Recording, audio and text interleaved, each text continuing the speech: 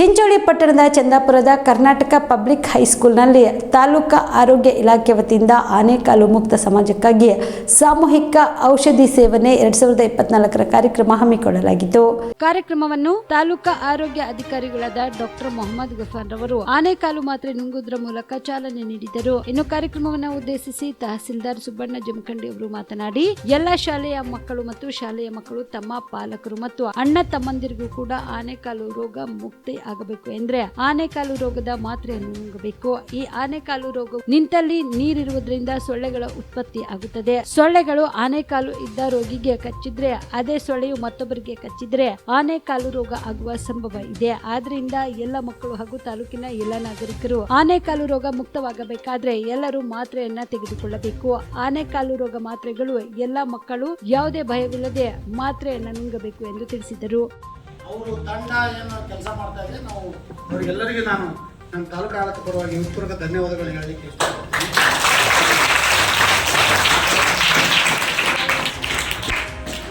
ಎಲ್ಲ ಶಾಲಾ ಕಾಲೇಜು ಮನೆ ಹೋಗಿ ಈ ಮಾತ್ರೆಗಳನ್ನು ಕೊಡ್ತಕ್ಕಂಥ ಕೆಲಸ ಮಾಡ್ತಾ ಇದ್ದಾರೆ.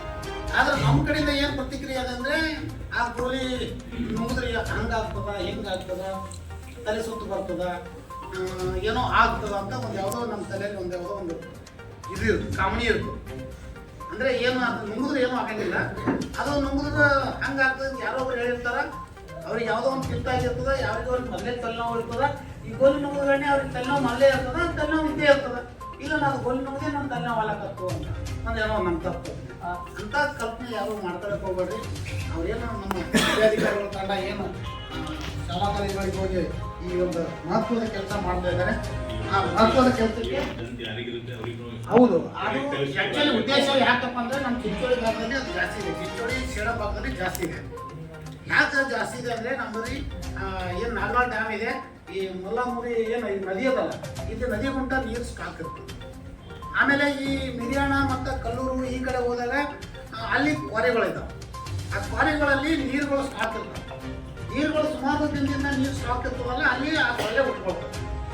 ಆ ಸೊಳ್ಳೆ ಉಟ್ಕೊಂಡು ಅದು ಏನು ಮಾಡ್ತದೆ ಅಂತಂದರೆ, ಯಾರಿಗೊಬ್ರಿಗೆ ನಿಮಗೆ ಕಸ್ತದೆ, ನಿಮಗೆ ಕಚ್ಚಿ ಬಂದು ನನಗೆ ಕಸ್ತಂದರೆ ಅದು ಯಾರಿಗೆ ರೋಗ ಇರ್ತದಲ್ಲ ಅವ್ರಿಗೆ ಕಚ್ಚಿ ಬಂದು ನಮ್ಗೆ ಕಸ್ತು ಅಂತಂದರೆ ಅದು ರೋಗ ಬರ್ತದೆ. ಅದು ಇವತ್ತೇ ಕಚ್ಚೋದು ಸೊಳ್ಳೆ ಇವತ್ತು ಮಚ್ಚರ ಕಚ್ಚೋದು ಅಂತಂದ್ರೆ ಇವತ್ತು ಬರೋಂಗಿಲ್ಲ. ಅದು ಸುಮಾರು ಕ್ರಮೇಣಾಂತರವಾಗಿ 1 ವರ್ಷ 2 ವರ್ಷ 4 ವರ್ಷ ಬಿಟ್ಟು ಗೊತ್ತಾಗ್ತದೆ. ಇವತ್ತು ಮಚ್ಚರ ನಾವು ಕಚ್ಚಿರ್ತೀವಿ, ಶಾಲೆಗೆ ಕುಂತಿರ್ತೀವಿ, ಮನೆಯಾಗ ಇರ್ತೀವಿ, ಎಲ್ಲ ಕುಂತಿರ್ತೀವಿ, ಆ ಮಚ್ಚರ ಆ ಮಸ್ಕಿಟೋ ಬೈಟ್ ಮಾಡ್ತದಲ್ಲ, ಈಗ ಅದು ಏನೋ ನಮ್ಗೆ ಅನ್ಸಂಗಿಲ್ಲ, ಏನೋ ಅದು ಗೊತ್ತಾಗಂಗಿಲ್ಲ. 2-3 ವರ್ಷ ಬಿಟ್ಟು ಅದಕ್ಕೆ ತನ್ನ ಪರಿಣಾಮ ಬೀರ್ಲಿಕ್ಕೆ ಶುರು ಮಾಡ್ತದೆ. ಅದಕ್ಕೋಸ್ಕರ ಆ ರೋಗ ಈ ನಮ್ಮ ಸೇಡಂ ಮತ್ತು ಚಿಂಚೋಳಿ ಭಾಗದಲ್ಲಿ ಜಾಸ್ತಿ ಇದೆ, ಕಡಿಮೆ ಆಗ್ತಾ ಇದೆ.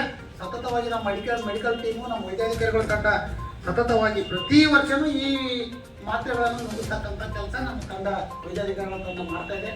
ಅವರಿಗೆ ನಾವೆಲ್ಲ ತಾಲೂಕು ಮಟ್ಟದ ಅಧಿಕಾರಿಗಳಿರ್ಬೋದು, ನಮ್ಮ ಎಲ್ಲ ಆಡಳಿತ ಮಂಡಳಿ, ಶಾಲಾ ಕಾಲೇಜಿನ ಆಡಳಿತ ಮಂಡಳಿ ಇರಬಹುದು, ನಾವು ಅವರಿಗೆ ಹೃತ್ಪೂರ್ವಕವಾದ ಧನ್ಯವಾದಗಳನ್ನು ಹೇಳಬೇಕು. ಅದೇ ರೀತಿ ಅವರಿಗೆ ಸಹಕಾರವನ್ನು ನಾವು ಮಾಡ್ತೀವಿ ಅಂತ ಹೇಳ್ತಾ, ನೀವು ಕಡ್ಡಾಯವಾಗಿ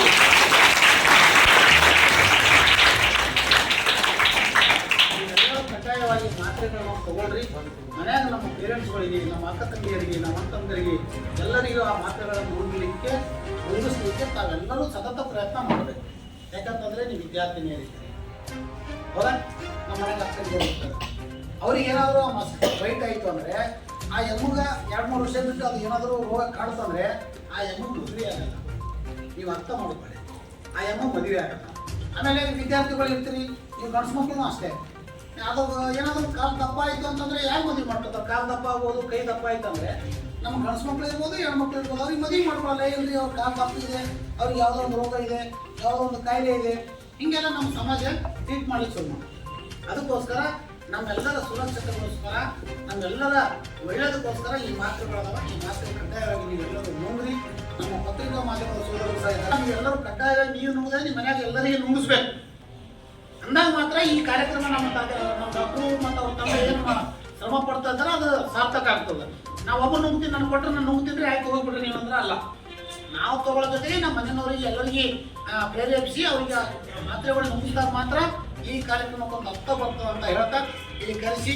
ಈ ಸಂದರ್ಭದಲ್ಲಿ ತಾಲೂಕಾ ಪಂಚಾಯತ್ ಕಾರ್ಯನಿರ್ವಾಹಕ ಅಧಿಕಾರಿಗಳಾದ ಶಂಕರ್ ರಾಠೋಡ್, ತಾಲೂಕಾ ಆರೋಗ್ಯ ಅಧಿಕಾರಿ ಡಾಕ್ಟರ್ ಮೊಹಮ್ಮದ್ ಗಫರ್, ಚಂದಾಪುರ ಆಸ್ಪತ್ರೆಯ ಆಡಳಿತ ಅಧಿಕಾರಿಗಳಾದ ಡಾಕ್ಟರ್ ಸಂತೋಷ್ ಪಾಟೀಲ್, ಬಿಆರ್ಸಿ ನಾದಶೆಟ್ಟಿ, ಭದ್ರಶೆಟ್ಟಿ, ಕಂದಾಯ ನಿರೀಕ್ಷಕರಾದ ರವಿ ಚಿಟ್ಟಿ ಸೇರಿದಂತೆ ಆರೋಗ್ಯ ಇಲಾಖೆಯ ಸಿಬ್ಬಂದಿಗಳು, ಮಕ್ಕಳು ಈ ಸಂದರ್ಭದಲ್ಲಿ ಭಾಗಿಯಾಗಿದ್ದರು. Sanju Kumar Patil, on spot news, Chincholi. ಕಲಬುರಗಿಯ ಮಣ್ಣೂರು ಮಲ್ಟಿ ಸ್ಪೆಷಾಲಿಟಿ ಆಸ್ಪತ್ರೆ ಕಲ್ಯಾಣ ಕರ್ನಾಟಕ ಭಾಗದ ಪ್ರಸಿದ್ಧ ಆಸ್ಪತ್ರೆಗಳಲ್ಲಿ ಒಂದಾಗಿದೆ. ಡಾಕ್ಟರ್ ಫಾರೂಕ್ ಮಣ್ಣೂರು ಸಾರಥ್ಯದಲ್ಲಿ ಅತ್ಯಂತ ಅನುಭವಿ ವೈದ್ಯರಿಂದ ಉತ್ತಮ ಚಿಕಿತ್ಸೆ ನೀಡಲಾಗುತ್ತಿದೆ. ಮಣ್ಣೂರು ಮಲ್ಟಿ ಸ್ಪೆಷಾಲಿಟಿ ಆಸ್ಪತ್ರೆಯಲ್ಲಿ ಸಿಗುವ ಚಿಕಿತ್ಸೆಗಳು: general surgery, laparoscopy surgery, neuro surgery, orthopaedic surgery, plastic surgery, gastro surgery, aqua surgery, gynaecology surgery, general medicine, paediatric, neuro surgery, cardiology, haematology, endocrinology, ENT ಮತ್ತು ophthal, general physician, gynaecology, paediatric, family medicine, urology, nephrology, radiology, dialysis, advance ICU ಮತ್ತು advance OT setup, ಅತ್ಯಾಧುನಿಕ ಸೌಲಭ್ಯವುಳ್ಳ ಕ್ಯಾಸುಲಿಟಿ, ದಿನದ 24 ಗಂಟೆ emergency trauma centre. ಹೆಚ್ಚಿನ ಮಾಹಿತಿಗಾಗಿ ಸಂಪರ್ಕಿಸಿ ಬಾರಾ hills circle, ring ರಸ್ತೆ, ಕಲಬುರಗಿ. Phone number 9538786108.